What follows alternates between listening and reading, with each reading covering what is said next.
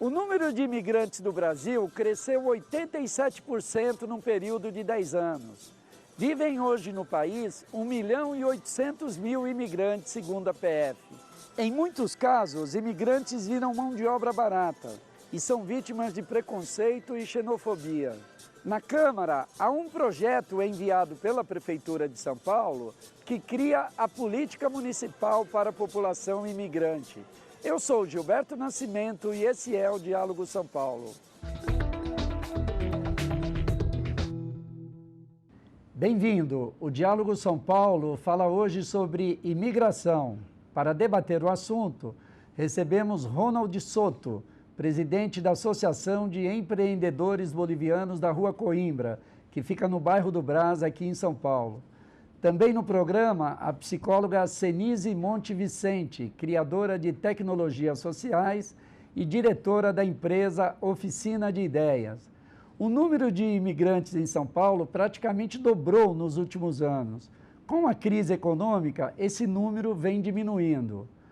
Ronald, como tem sido a vida dos cerca de 300.000 bolivianos que vivem em São Paulo? Como é a acolhida ao povo boliviano aqui na cidade?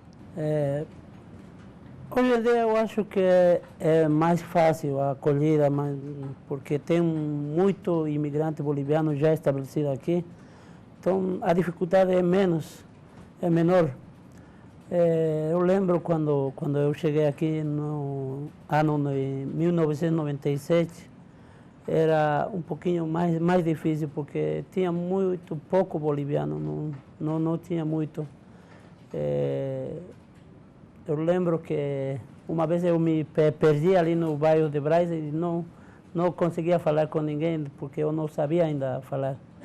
Hoje em dia eu vejo muitos brasileiros perdidos lá no Brás, que não conhecem a área, perguntando para os bolivianos como chegar a algum lugar. Então, eu acredito que o novo imigrante, pelo menos daqui dos sul-americanos, tem mais facilidades, não tem a dificuldade já para arrumar emprego ou em questão de documentação também. Se alguém fala que tem dificuldade, é porque um pouquinho de incapacidade da pessoa mesmo, porque tem muita facilidade hoje em dia. Mas sempre se disse que havia muita dificuldade com documentação, principalmente documentação, também moradia. Sim, moradia tem dificuldade, mas a documentação eu acredito que de uns anos para cá, desde a anistia de 98, veio gradualmente melhorando. Eu vejo que a única reclamação ainda é a desigualdade com os brasileiros, no valor que o imigrante paga para obter a documentação. Essa seria a dificuldade, porque muitos que não têm documentos... Essa documentação, e quanto tempo demora? A documentação demora de 6 a 8 meses para ficar pronto, para ser entregue para o imigrante. Então ele é obrigado a ficar em situação irregular quase mais de meio ano. Sim, mas a partir da hora que entrega a documentação na Polícia Federal, já tem um protocolo.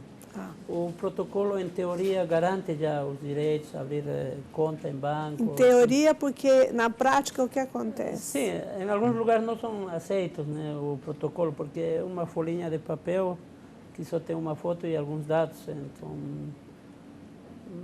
mas eu vejo que já não tem essa dificuldade também com o protocolo, porque hoje em dia, desde o acordo que foi assinado com o Banco da Caixa, com o Banco do Brasil também, é já mais fácil a abertura de conta também. Então, o protocolo também já passou a ser aceito. Então, é mais econômico mesmo a dificuldade da documentação. Tá. Ronald, só um complemento.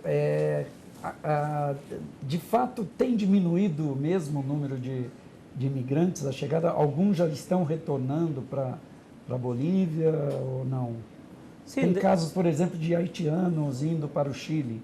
Isso entre os bolivianos está ocorrendo também? Sim, ocorre que muitos já pensam antes de vir para o Brasil devido à crise, já não vêm para cá. vão para outros países. Agora eu sei que tem muito boliviano indo para o Chile, trabalhar no Chile. E outros também voltando para a Bolívia para buscar outro lugar para trabalhar. Tem caído bastante. Certo. A Senise, que está aqui ao nosso lado, é uma referência assim, na área social, uma pessoa que tem um trabalho longo em entidades como o Instituto Ayrton Senna, a Unicef, e já desenvolveu vários projetos aí na área social importantes.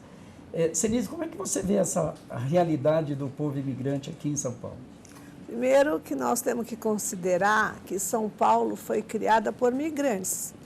São Paulo, a história da cidade é uma história de imigrantes. Meu avô migrou da Espanha para cá há 100 anos. Né? A grande maioria do povo brasileiro foi migrante no êxodo na Europa por pobreza ou no contexto de guerra, né? E temos negros que foram sequestrados, uma migração imposta. Então, é curioso que a cidade nem sempre seja receptiva com o migrante, porque nós todos somos, de algum modo, migrantes. E tem um migrante interno, um migrante nordestino, que veio para cá também em função da seca, do êxodo do Nordeste para o Sudeste. Quer dizer, em tese, nós temos tudo para ser uma cidade acolhedora, solidária. E né? tem havido esse acolhimento? Eu acho que ele podia ser mãe maior do que acaba sendo. Quer dizer, porque existe um esquecimento da própria origem de migrantes. Quer dizer, como é que essa história familiar é processada pelas pessoas e a capacidade de ser generosos, acolhedores, né? Então, e o que eu acho mais grave é o oportunismo econômico quando você institui trabalho escravo com quem está numa situação de maior vulnerabilidade. Porque o imigrante acaba sendo visto como uma mão de obra barata, né? E por causa disso, inclusive, muitos bolivianos foram explorados, ou ainda são, talvez, em oficinas de costura, por exemplo. Isso ainda ocorre, Ronald? Sim, ainda ocorre.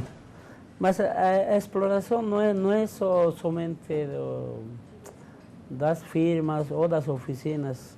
Às vezes de gente da própria comunidade também, né? Sim, mas eu falo de uma forma global. As pessoas que apoiam a exploração são todos os consumidores. Por exemplo, se você vai numa loja grande, vê uma promoção de uma calça, uma blusa barata, então, ao comprar esse produto, você já está apoiando essa exploração, porque quem vende barato geralmente sempre está a cadeia produtiva lá também, que tinha que ser então, penalizada. Né? A linha produtiva tem que ser controlada. Até agora não vi ninguém fazer nenhum projeto, não tem nada nesse sentido, porque se quiser acabar com a exploração, tem que começar de cima. Você tem que pegar todas as etapas, até a venda do produto final. Então, não é só pegando as oficinas, porque às vezes o dono de oficina já é o primeiro explorado, porque as grandes firmas terceirizam o serviço por isso, para não ter que pagar os impostos, para não ter que dar carteira para os funcionários. Então, o empresário que já terceiriza a produção já sabe para onde vai o serviço. Então, teria que pegar a cadeia desde o começo, desde o final, desde a ponta, e regulamentar para terminar com essa exploração. E o caminho é regulamentar, não tem outro caminho. Você está falando uma coisa bem interessante da corresponsabilidade. Quer dizer, na cadeia produtiva, a gente tem que ter controle para saber como é que são os processos de terceirização. Mas o consumidor também, que é contra o trabalho escravo, tem que sacar, quando a coisa é barata demais, que alguém está sendo explorado no meio do caminho. É isso mesmo. Né? E aí, todo mundo é criado para comprar o mais barato possível. Então, quer dizer, o difícil é definir qual é o limite do barato aceitável, quer dizer, ligar a antena, porque Curiosamente, algumas cadeias muito grandes que não cobram barato, se descobriu que tinha trabalho escravo na terceirização. Agora, né? Senise, o que tem sido feito contra isso, por exemplo? Eu já li e já vimos muitas e muitas denúncias a respeito de grandes empresas, grandes marcas explorarem, né, o trabalho escravo. Sai alguma reportagem, uma ou outra, às vezes uma penalização rápida ali, uma multa, e depois tudo continua normal. O que você sabe de conhecimento? Mas eu acho que tem um impacto muito grande na imagem da empresa, tem um custo bem alto. Mas em termos de ação governamental, assim, ou de política, de alguma coisa? Acho que o Ministério Público do Trabalho é o que tem feito mais coisas no sentido de multar, penalizar e divulgar, né? Quando a mídia cobre, afeta a imagem.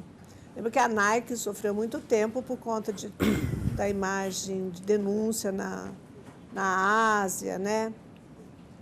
E também no Brasil, quando uma cadeia importante, uma rede importante é denunciada, tem um custo grande, né?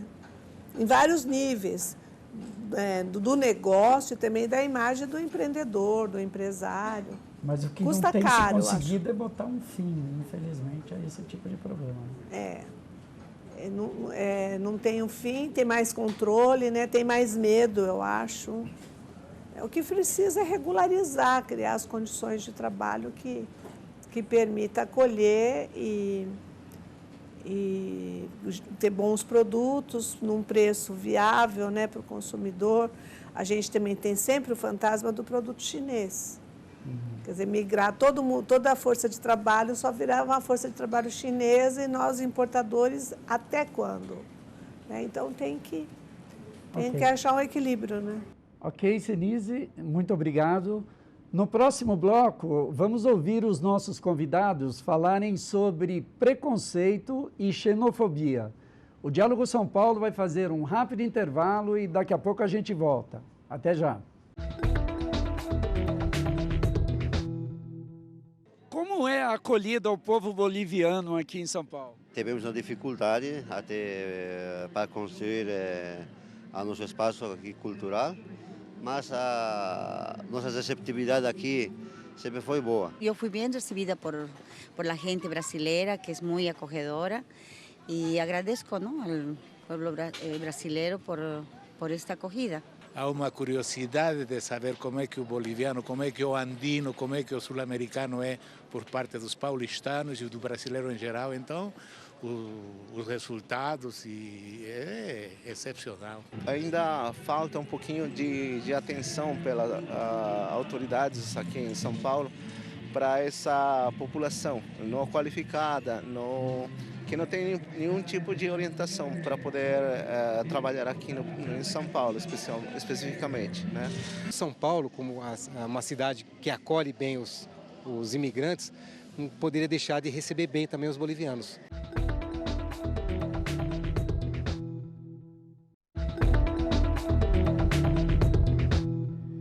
Estamos de volta. O Diálogo São Paulo fala hoje sobre imigração. Para debater o assunto, recebemos Ronald Soto, presidente da Associação de Empreendedores Bolivianos da Rua Coimbra, aqui de São Paulo. Também no programa, a psicóloga Senise Monte Vicente, diretora da empresa Oficina de Ideias. Ronald, existe ainda muito preconceito e também casos de xenofobia contra a comunidade boliviana em São Paulo? Sim, existe. Várias situações, né? Porque a maioria dos imigrantes bolivianos não vem da cidade da Bolívia, vem a maioria do interior, das comunidades. Alguns não falam pouco espanhol, também não falam bem o espanhol. Alguns só falam o idioma da Aymara ou Quechua. Então já tem outras dificuldades. E também acredito que é algo cultural, né? A xenofobia vem das pessoas que não têm cultura mesmo. Porque uma pessoa que tem cultura já não faz isso. Eu nunca vivi alguma situação de xenofobia ou preconceito. Eu sempre penso, porque sou um pouquinho diferente dos bolivianos, sou um pouquinho mais branco, sou um pouquinho mais alto, mas por isso que eu nunca sofri. Mas a maioria dos meus patrícios vêm de lá da La Paz, de Oruro, então já são discriminados por isso. Como a comunidade tem reagido a isso? A gente na associação sempre fala que o caminho, o preconceito parte do desconhecido. Nós sofremos preconceito porque não mostramos nossa cultura, não aparecemos, sempre estamos aislados dos demais. Então, primeiro, para terminar a xenofobia, a gente tem que partir da gente. A gente tem que mostrar para os brasileiros e para o resto da comunidade aqui no Brasil, os outros migrantes também, temos que mostrar nossa cultura e aparecer mais. Demonstrar que nós somos iguais, não temos nenhuma diferença entre brasileiros, bolivianos, paraguaios, porque ao final todo mundo está na mesma cidade e queremos o bem para todos, ninguém quer prejudicar ninguém. E é isso que a gente quer mudar, começando da nossa associação, a cultura dos mesmos bolivianos para se abrir para os demais. Mas como também combater a xenofobia? Você pode ter baixa escolaridade, Sim. ou ter uma cultura excludente, autocentrada, mas todo mundo tem cultura, não existe nenhum grupo sem cultura. E aí conhecer e reconhecer e entender que a diferença, a diversidade é riqueza, que é o desafio. Por exemplo, no intervalo perguntei para ele, bom, onde que tem um bom restaurante boliviano, ou as festas? Quer dizer, você tem um mundo para conhecer e está perto de você. Então é uma grande oportunidade, né? Eu me lembro que na minha infância, na minha cidade, eu sou de Santa Fé do Sul, e nós tínhamos uma colônia japonesa bem grande lá. E as crianças às vezes falavam na escola, japonês calabrês, foi o diabo que te fez. E tinha imigrante calabrês e tinha imigrante japonês. Não era sério, quer dizer, a gente ficava amigo, mas de onde surgia um discurso como esse? Né? Então, como é que os japoneses lá venceram? Né? Hoje todo mundo come comida japonesa, vai no Bom Odor e os japoneses casam com não japoneses. Quer dizer, você vai sendo assimilado e vai reconhecendo o valor. E o que aproxima o boliviano do japonês, na minha opinião, é a força de trabalho, a dedicação ao mundo do trabalho. Só queria falar uma coisinha. Isso que a senhora falou, já começou, a Secretaria de Direitos Humanos fez um projeto para incentivar isso nas escolas. Nas escolas de Direitos Humanos da Prefeitura. Sim, a comunidade boliviana tem já o projeto, já está capacitando os professores para entender sobre a comunidade, já está mudando um pouco. Vocês têm feito festas, eventos, shows, iniciativas que a comunidade boliviana tem desenvolvido lá no bairro do Brás, principalmente, ou no Pari.